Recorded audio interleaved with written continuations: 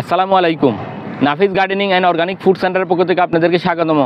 বন্ধুরা, আজকে আমি নাফিস গার্ডেনিংয়ের ছাদ বাগানে আমার ছাদে যে বিভিন্ন প্রকারের বিভিন্ন ভ্যারাইটির বেগুন গাছ রয়েছে, তাল বেগুন এবং মিশ্র বেগুন। তো বেগুন গাছে দেখুন মাশাআল্লাহ ছোট্ট একটি বেগুন গাছ, এক বিয়তের উপরে একটি ছোট গাছ।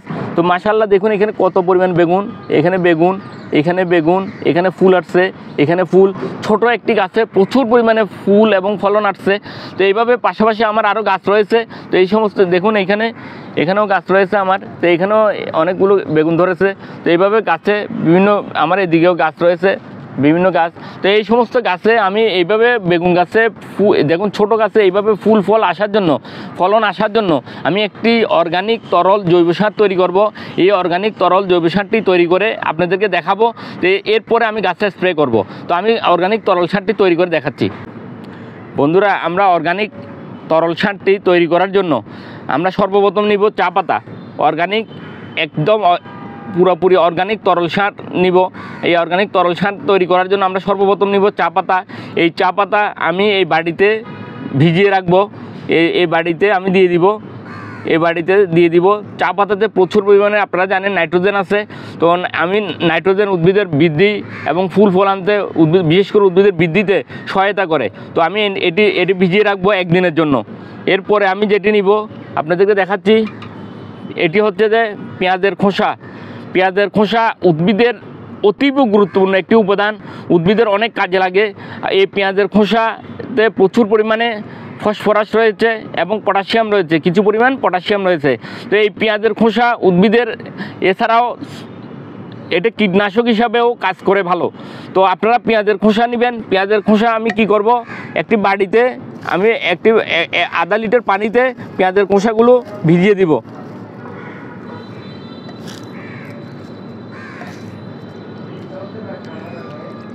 তো এই বাড়িতে আমি পেঁয়াজের খোসা একদিনের জন্য আমরা কমপক্ষে 24 ঘন্টা ভিজিয়ে রাখবো। তো 24 ঘন্টার জন্য আমি নিয়ে নিয়েছি।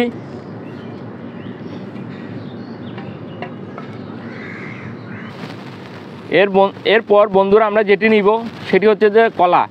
আপনারা এরকম পাকা কলা নেবেন। পাকা কলা, ছোট ছোট কলা নিলে সমস্যা নেই। আপনারা একটি নিলেও চলবে, দুটি নিলেও চলবে। এগুলো যেহেতু অর্গানিক সার, তরল সার, আপনারা দুটি নিলেই চলবে। তো আমরা দুটি নিয়েছি। তো এই পাকা কলাগুলো এখানে আধা লিটার ফ্রেশ পানি নেবেন। আপনারা আধা লিটার ফ্রেশ পানি নেবেন, সুন্দরগুলো কুচি কুচি করে কাটবেন।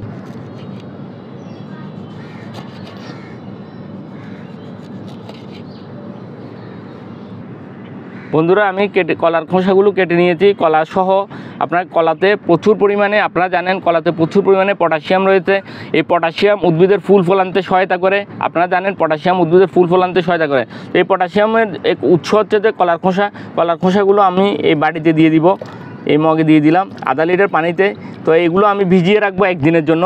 তো একদিনের জন্য এইভাবে ভিজিয়ে রাখবো। তো এইভাবে আমি তিনোটি উপাদান নিয়ে 48 ঘন্টার জন্য ভিজিয়ে রেখেছি, 24 ঘন্টার জন্য ভিজিয়ে রেখেছি। 24 ঘন্টা পর আপনাদেরকে দেখাবো। বন্ধুরা, আমরা যে চা পাতাগুলো নিয়েছি, আমরা 24 ঘন্টা পর, একদিন পর ফিরে এসেছি। তো চা পাতাগুলো দেখুন কালার মাশাআল্লাহ একদম লাল হয়ে গেছে, চেঞ্জ হয়ে গেছে, পুরোটাই একেবারেই চেঞ্জ হয়ে গেছে। হালকা হলুদাভ লালচে কালার চলে আসছে। এগুলো আপনারা ফেলে দিবেন না, এগুলো আপনারা গাছের গোড়ায় দিয়ে দিবেন। এগুলো ভালো সার। তো আপনারা এইভাবে ভালোভাবে ছেঁকে নেবেন, একটি ছাঁকুনি নিয়ে ভালোভাবে ছাঁকবেন। দেখুন মাশাআল্লাহ কী সুন্দর কালার চলে আসছে। তো এরপরে আমরা যেটি নিব পেঁয়াজের খোসা। পেঁয়াজের খোসাগুলো দেখুন ছেঁকে নেবেন আপনারা ভালোভাবে। দেখুন একেবারেই হলদে লাল ভাব কালার, ভালোভাবে ছেঁকে নেবেন যাতে স্প্রে মেশিনে আটকে না যায়।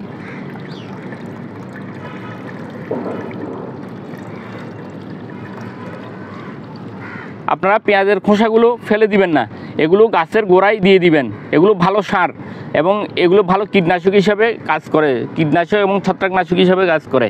এরপরে আমরা যেটি দিব সেটি হচ্ছে যে কলার খোসা। কলার খোসাতে প্রচুর পরিমাণে পটাশিয়াম আছে। এগুলো ভালোভাবে ছেঁকে নিব। দেখুন শ্লেষ্মা জাতীয় হয়ে গেছে এগুলো।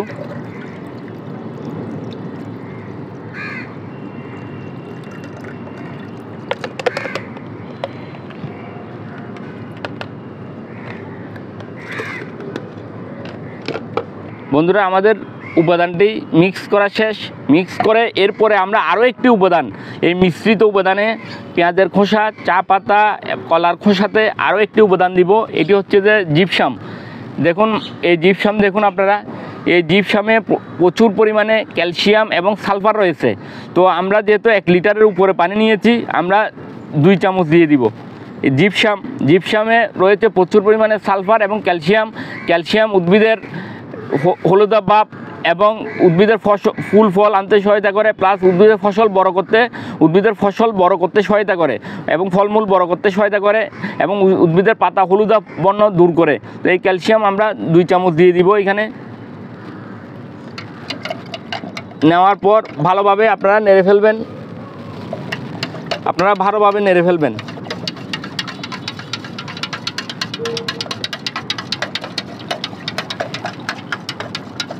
তো এরপর বন্ধুরা আমরা স্প্রে মেশিনে নিয়ে নিব।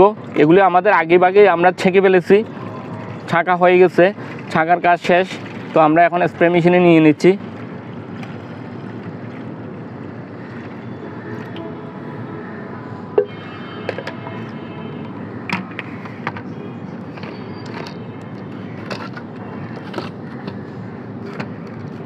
ভালোভাবে পাম্পিং করে নেবেন।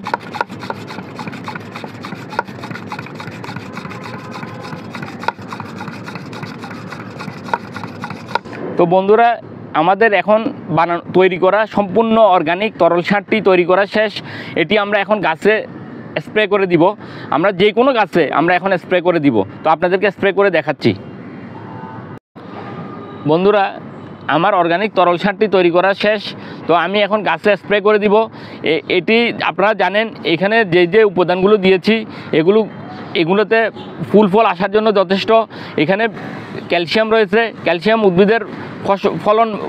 উদ্ভিদের ফল বড় করতে সহায়তা করে এবং উদ্ভিদের পটাশিয়াম এবং ফসফরাস উদ্ভিদের ফুল ফল আনতে সহায়তা করে। গাছ ভর্তি করে স্প্রে করে দিচ্ছি, বেশি করে গাছ ভর্তি করে স্প্রে করে দিবেন প্রচুর পরিমাণে। দেখুন আপনারা এখানে এইভাবে ফুল ফল আসার জন্য এইভাবে স্প্রে করে দিবেন। এবং আরেকটি গুরুত্বপূর্ণ পরিচর্যা আপনাদেরকে বলবো, এখানে যে শোষক পাতাগুলো রয়েছে, ছোট কচি পাতাগুলো রয়েছে, যে শোষক পাতাগুলো রয়েছে, এগুলো আপনারা কেটে দিবেন, এগুলো আপনারা ভেঙে দিবেন। তো আপনারা এইভাবে যত্ন এবং পরিচর্যা করবেন, দেখবেন প্রচুর পরিমাণে বেগুনের ফলন আসবে, ফুল আসবে, আপনারা প্রচুর পরিমাণে ফলন পাবেন। এভাবে যত্ন এবং পরিচর্যা করে অর্গানিক আপনারা সবজিতে, আপনারা যত সম্ভব সবজিতে অর্গানিক সার দেওয়ার চেষ্টা করবেন। যেহেতু আমরা এই সবজি প্রতিদিন খাই, তো এই জন্য আমরা এখানে রাসায়নিক কীটনাশক আমরা দিব না, আমরা অর্গানিক সার দেওয়ার চেষ্টা করব। আল্লাহ হাফেজ।